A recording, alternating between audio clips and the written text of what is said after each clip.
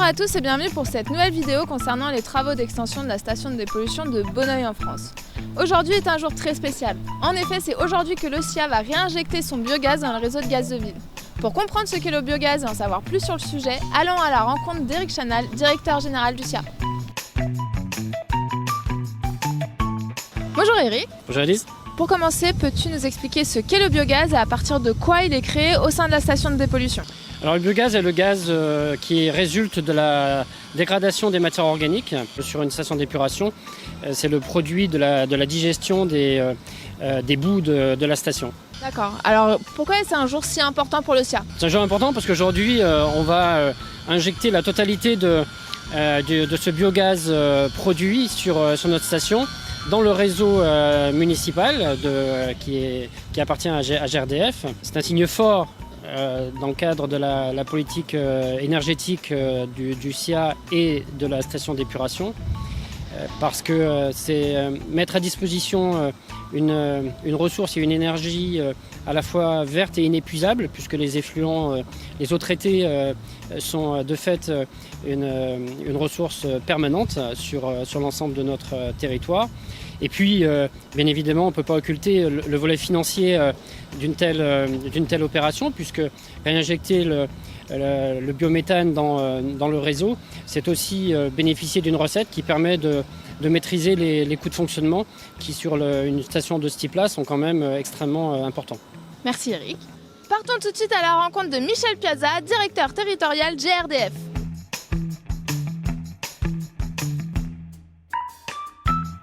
Bonjour Michel, alors est-ce que tu peux nous expliquer pourquoi il est important que des structures telles que le SIA réinjectent leur biogaz dans le réseau de gaz de ville?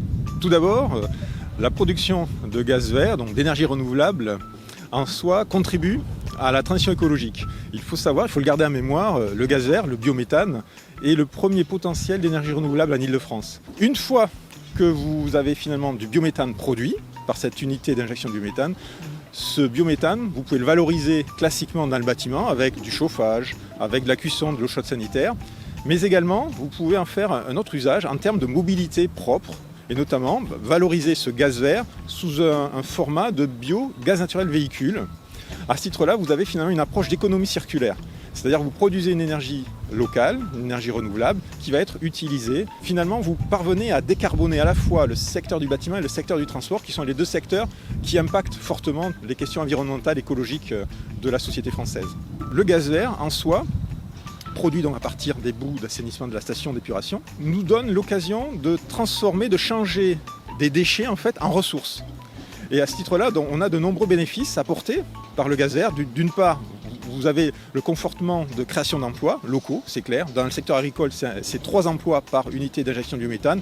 Et effectivement, sur un tel site, vous générez de l'activité économique, directe et indirecte, avec des prestataires. D'autre part, bien sûr, cela a un impact économique, vous avez des recettes, des revenus sur une durée de 15 ans. Et en plus, un atout supplémentaire, un bénéfice au profit du territoire, c'est que vous avez à travers la production de gaz vert une réduction de 30% des volumes de boue. Donc plus facile à déplacer, à transporter. Donc il y a des impacts économiques, techniques, environnementaux intéressants associés à la démarche. Justement pour GRDF, en quoi le SIA est novateur dans ce projet? L'innovation est double. D'une part, la station d'épuration sera la première dans le Val d'Oise à s'être engagée dans cette production de gaz vert local et d'injection. Donc c'est vraiment notable, c'est une vitrine technologique, incontestablement.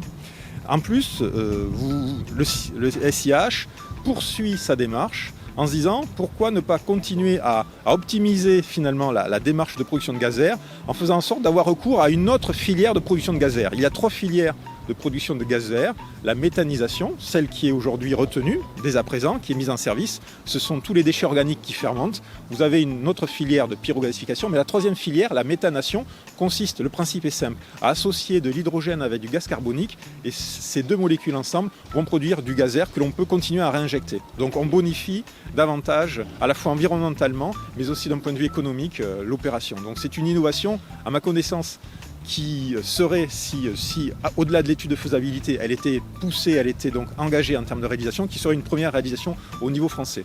Merci Michel. Quant à nous, nous nous retrouvons très bientôt pour une nouvelle vidéo. À bientôt!